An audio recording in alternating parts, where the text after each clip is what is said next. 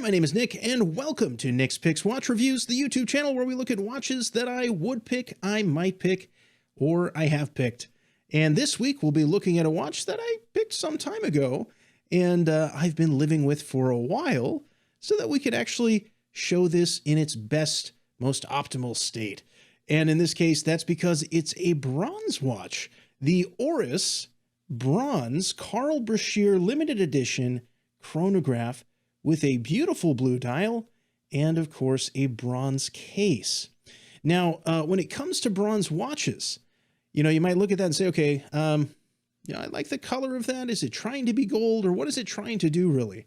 The joy of bronze watches is the patina, the natural patina that occurs rather rapidly. It doesn't take too long. And in fact, you can force it using tricks like, putting it in a plastic Ziploc bag with boiled eggs and things like that. So you can force it, or you can have it experience the elements of your life, and it has a unique appearance after that. Now, in the case of this specific watch, I don't know if this one does well in bronze. And the reason for that is not because, I don't think, this is a watch that looks good in bronze. It's not about the good looks. It's about, as this does undergo those changes, it's going to change color. It's going to get all barnacly. It's going to get all fun.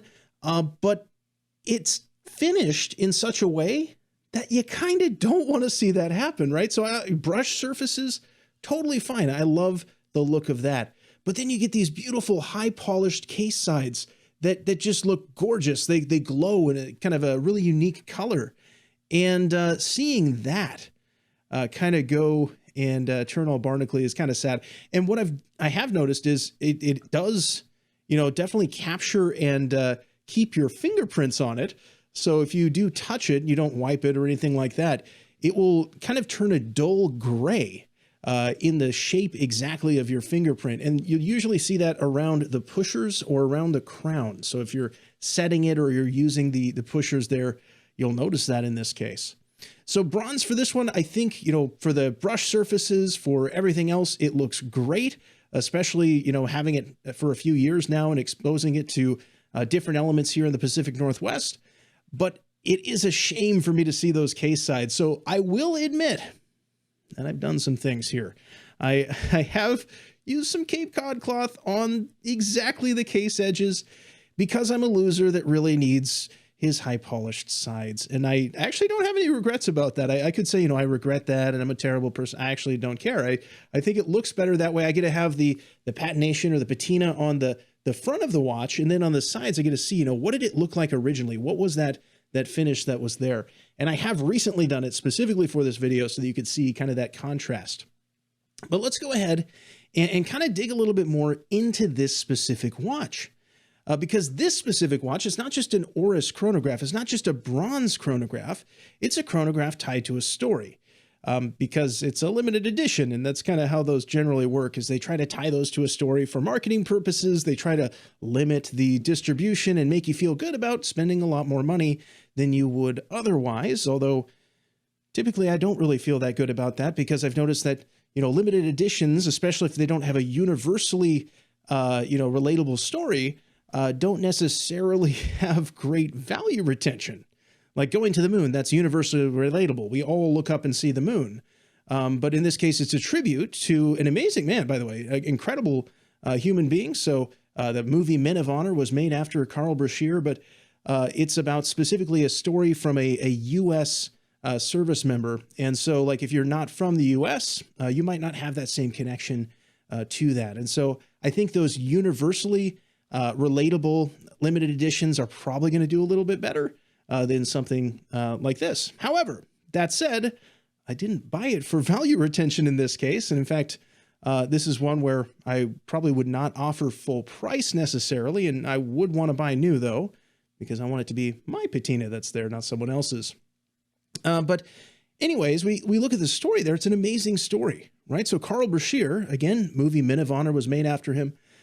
He rose to the ranks of a master diver in the U.S. Navy 4 years after a terrible accident that basically left him as an amputee. He was actually on a mission to recover a nuke that had been lost off the coast, and he went out and was going down to get it. And I can't remember exactly what it was that impacted his leg. I think it was some sort of pipe or something like that.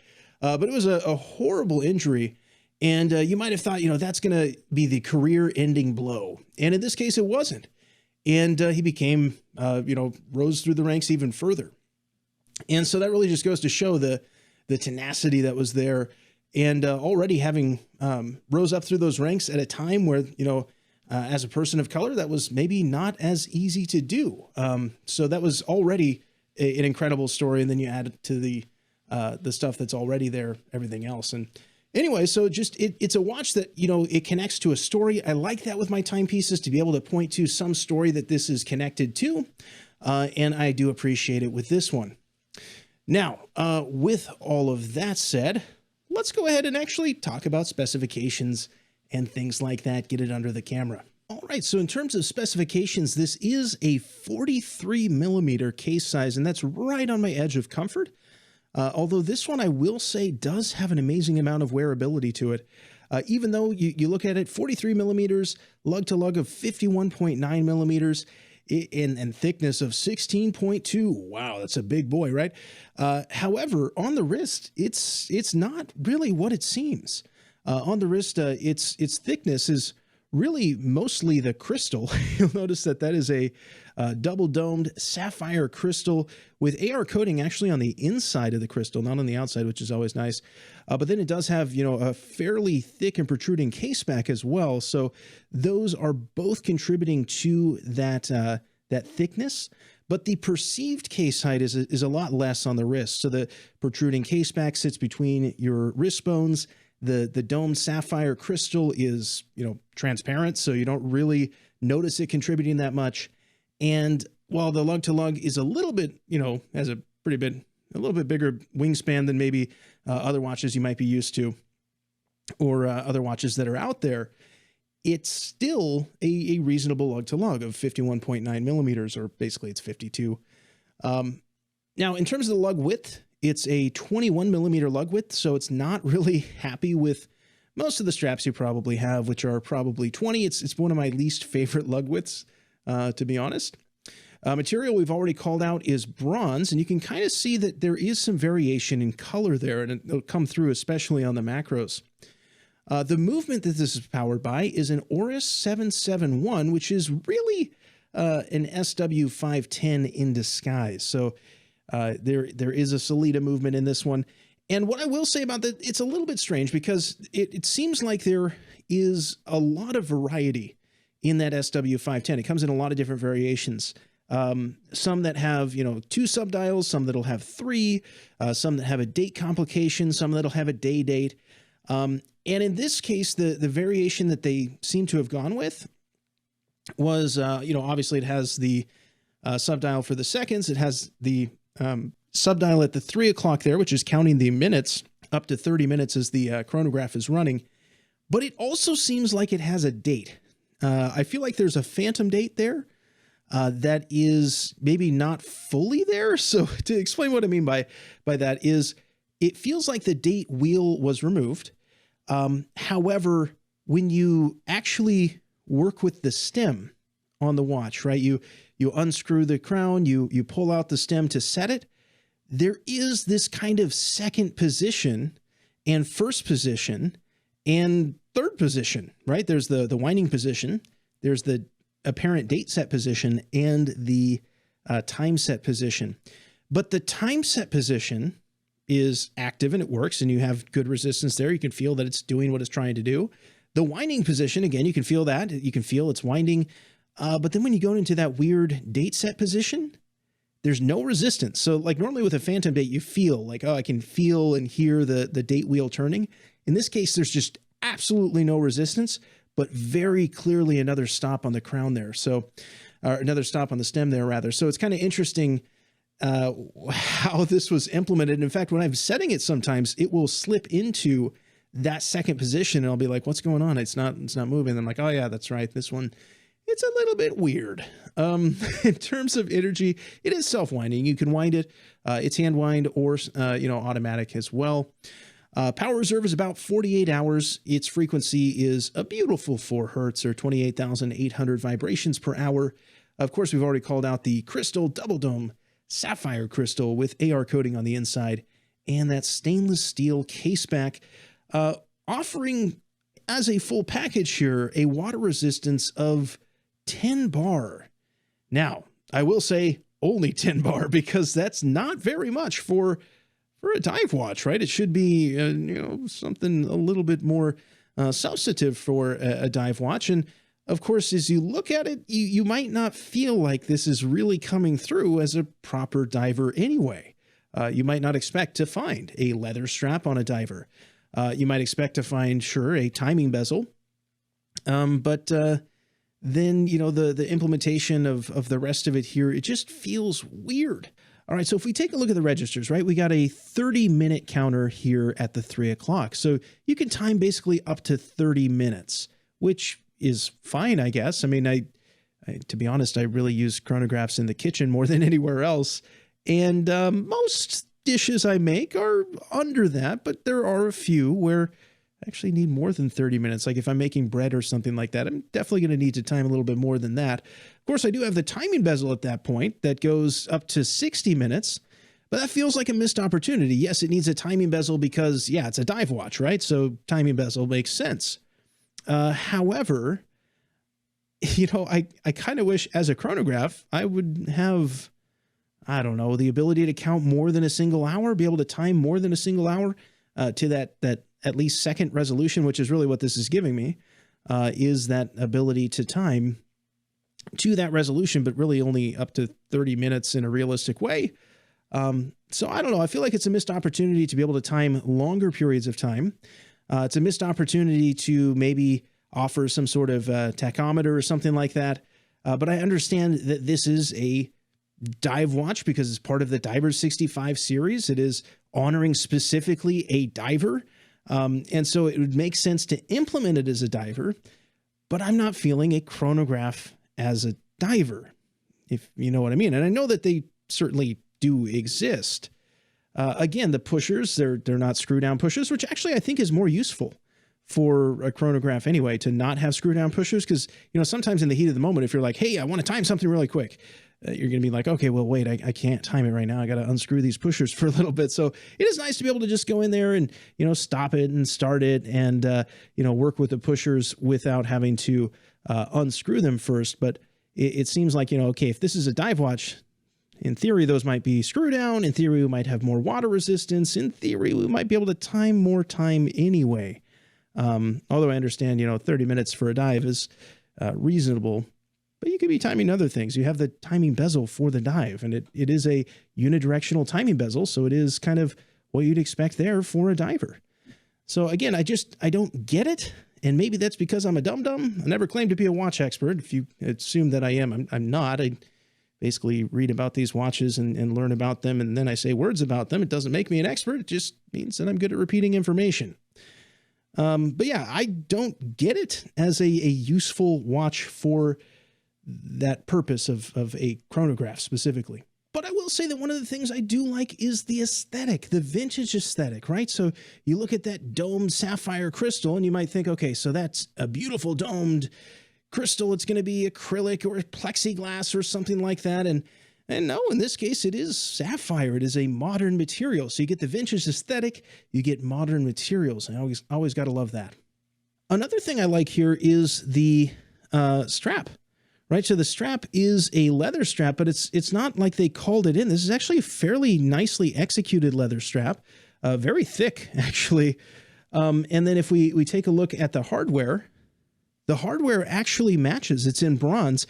Although if you did want to change this up, say that, maybe for whatever reason you didn't want the bronze buckle or you're going to change the strap entirely, you do have the option of having a stainless steel buckle as well. And it's not just like, oh, this is an option, you can go buy it. No, this comes with the watch. So with the watch out of the box, you get a spare buckle for some other strap, and you get this leather strap that comes with it with the bronze hardware that kind of matches the rest of the watch. Now, one of the first things that drew me to this watch when I first looked at it and then eventually decided to buy it was the dial. The dial it's blue, right? So you might say, okay, well, you're just saying that it's blue dial and you've just given a stat. You haven't really given a reason. No, here's the deal. So it is a blue dial, and I acknowledge that I have a problem. And the problem is if I see a blue dial, I'll buy it. That's not the case here. I mean, it is the case. I bought it, but it's not what I'm talking about. So the dial, it doesn't really come through on video.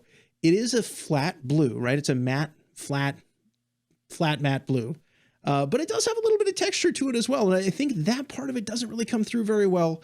That texture does reflect a little bit of light to lighten the color of the blue. Otherwise, it just looks like this dark, dead blue. In fact, if I pull it up on camera right now, let's see if we can see that. Yeah, see, it kind of feels a little bit dead there, but as I move it to the side, it lightens up a little bit. And I move it to the other side, it lightens up. Well, actually it doesn't. Now, what I will say is the stock photos on the website are not accurate, right? So the stock photos, they'll show it having this kind of fume, and it doesn't have that. But what you're probably seeing, or what maybe they're trying to capture, is that little bit of texture is reflecting a little bit of light in a little bit different way that does lighten that up. But the most interesting part is not the color, to be honest. It's the depth of the dial. So you can see that the indices, they're applied indices, and they are pretty tall. If you look at the subdials, they're definitely cut in or carved in fairly deep, and it does have this really cool look as you look at it from the side, not only from the depth of the dial, but also the distortion of that double-domed sapphire crystal. So all of that put together is a really cool effect, really cool aesthetic, and something that drew me to it and actually made me pull the trigger on it. It was one that I actually bought after having seen it online and passing on it. I actually had seen it on the website, and I had seen it when it had come out close to that time, and I was like, this is not for me. But then when I actually saw it in person, that's when I kind of understood what was actually going on there. And I was like, that is really cool. And that's where I could actually see the depth of that. And there's enough thickness there with the 16.2 millimeters to be able to achieve that depth. So I don't know, that won me over. Now, before I forget, we should probably talk about Lume. The Lume on this watch is fairly incredible. It is very bright, and I was pleasantly surprised to find that even the hands for the subdials were lumed. The main chronograph second hand, not so much, which is kind of sad. That would be kind of cool. But at least you have the each of the individual subdials loomed, so you can see those hands in the dark. And I don't know, it's kind of interesting because, you're expecting, as you look at it, you see this, kind of faux patina, my least favorite thing really, but it kind of works in this watch. Every time I say I hate it, I'll find a watch where I like it or I like the watch and it has it. So in this case, that is one of those. And so you're not expecting to find that vibrant green as you look at it, right? So usually if I see that color of Lume pip in my mind, it's like dead tritium. But then you see it, it's like, oh no, that's like legit modern Lume, and it's still going. And it does have a lot of staying power, a lot of brightness. And so this one really does achieve quite a bit there. All right, so wrapping it up, is this a good pick?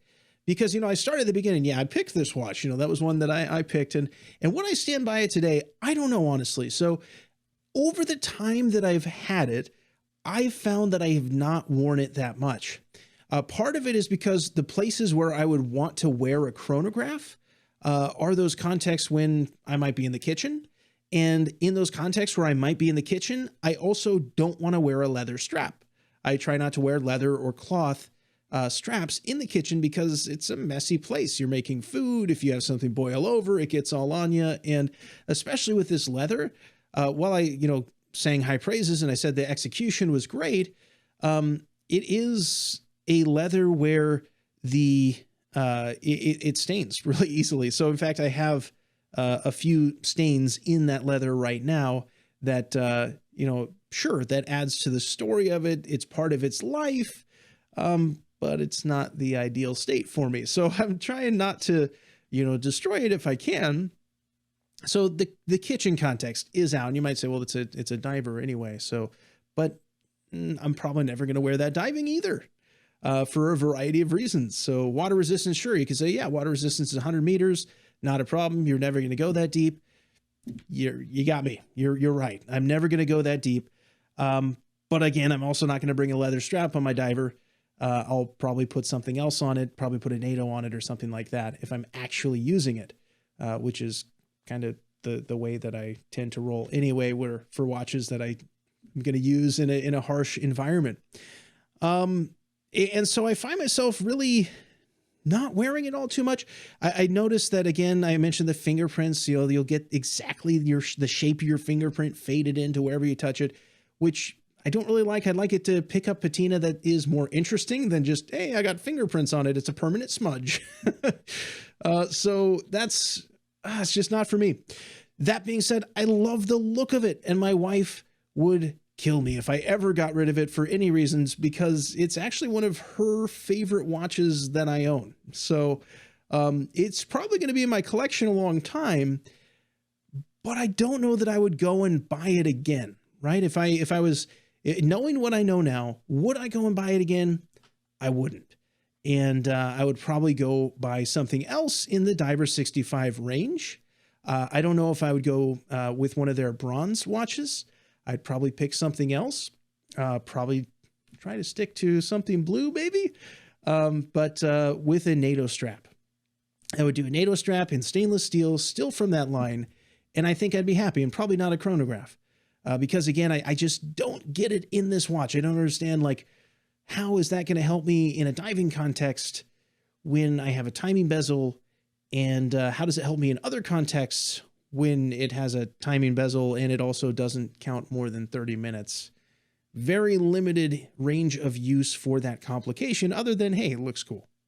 So that's my thoughts on that. I know some of you are going to say, again, you're a dum-dum, you're wrong, or whatever, but this is my opinion and my channel to say my opinion, and you can say all of your opinions in the comments, and I actually love you all. I thank you for all of your comments. Still, one of my favorites was actually, I guess, a mean comment, but something about, you've only grown a third of a beard.